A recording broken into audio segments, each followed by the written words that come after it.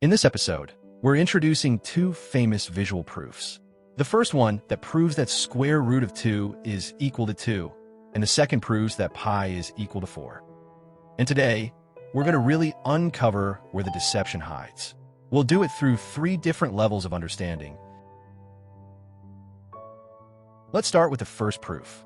Consider a right triangle whose 2 legs both have length 1. By the Pythagorean theorem, the length of the hypotenuse is the square root of 2.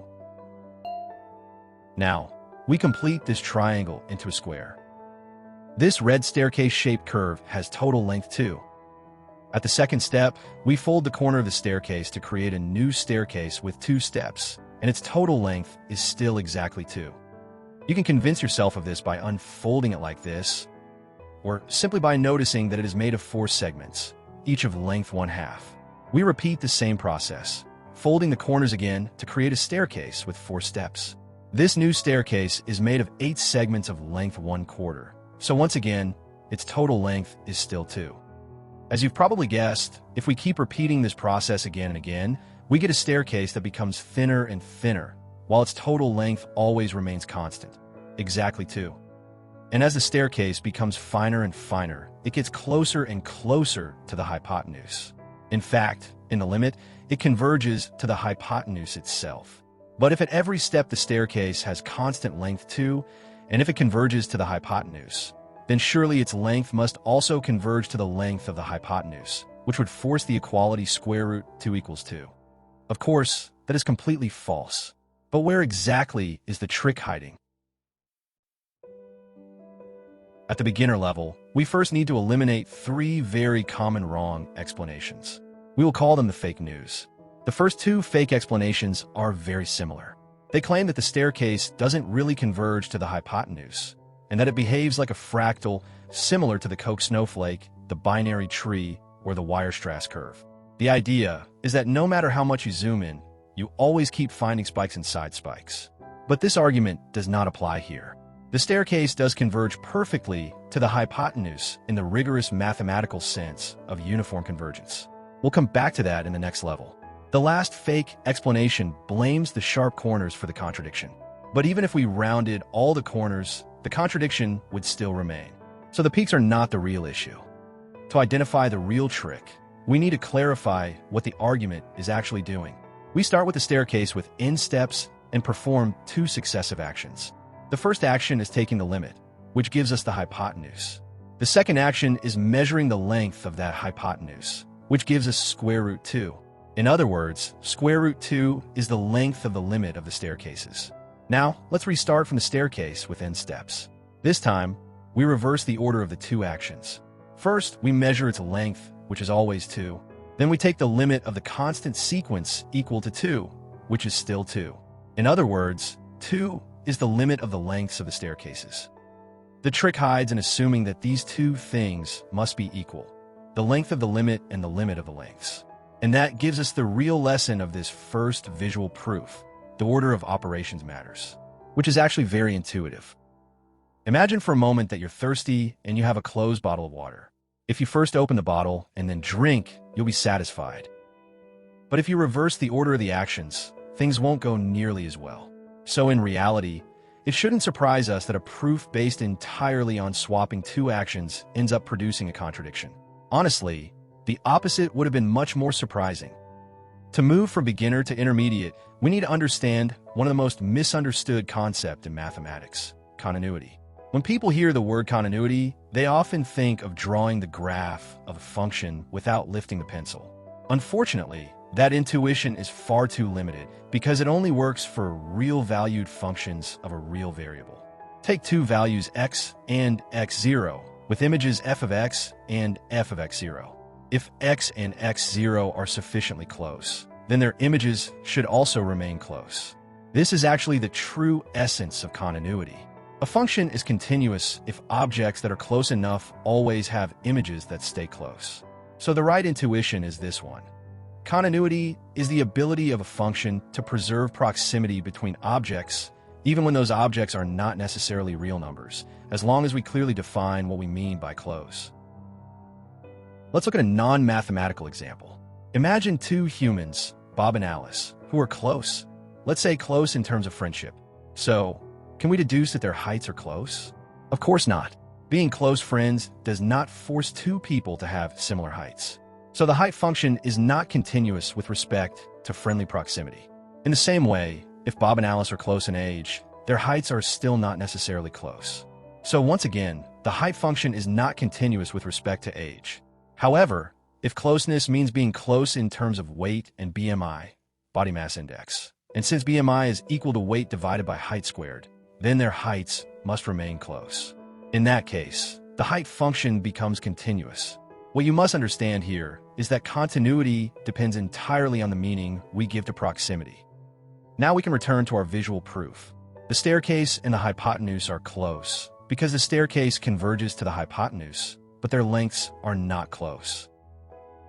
This tells us that the length function is not continuous. But first, we need to be precise about what we mean by proximity between curves. Imagine for a moment that the hypotenuse and the staircase represent the trajectories of a little boy and his dog, who always stays nearby by moving away and coming back periodically. Saying that the curves are close means that the maximum vertical distance separating the boy and the dog is small. And saying that the staircase converges to the hypotenuse means that this maximum distance tends to zero as the number of steps tends to infinity. In fact, if you watched the previous episode, you may recognize that this is exactly uniform convergence. The non-continuity of the length function can then be rewritten like this.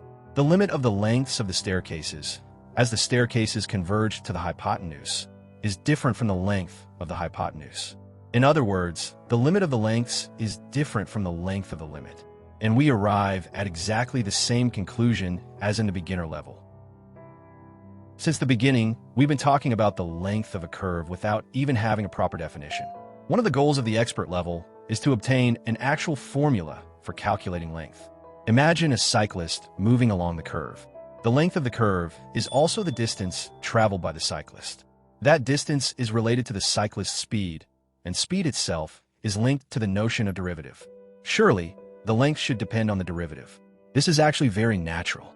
While staying close to the little boy, the dog travels a greater distance because it moves faster.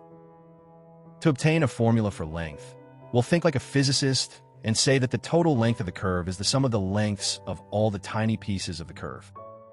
Each small piece has length delta s, obtained from a horizontal displacement delta x and a vertical 1 delta y.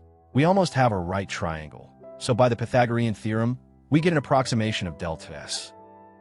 By summing all these pieces, we obtain an approximation of the total length of the curve, and then we let delta x tends to 0 to recover an exact formula.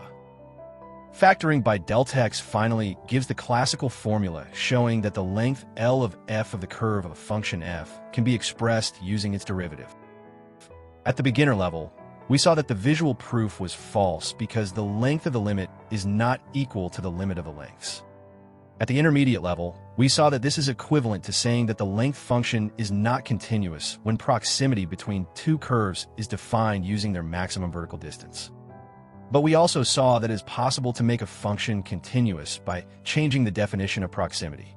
Here, the red curve together with its normalized tangent vectors converges to the hypotenuse, and its length also converges.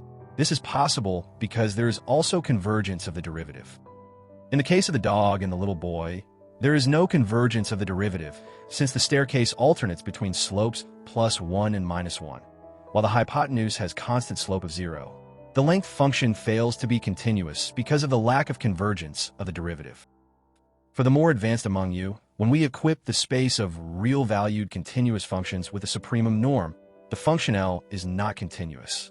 But it becomes continuous if we change our definition of proximity between curves. We simply equip the space C1 with the C1 norm. This norm defines closeness using both values and derivatives. Let's now quickly present the second visual proof, the one that leads to the contradiction that pi equals 4. We start with a circle of radius 1, whose perimeter is therefore 2 pi, and we construct a square around the circle. This square has perimeter 8. We fold the four corners of the square to create a new figure whose perimeter remains equal to 8, and we repeat this process again and again. At every step, the figure has perimeter 8 and converges to the circle of perimeter 2 pi. This gives us the equality 2 pi equals 8. Finally, by dividing both sides by 2, we obtain pi equals 4. Of course, this is exactly the same trick as in the first proof, so the explanations are exactly the same.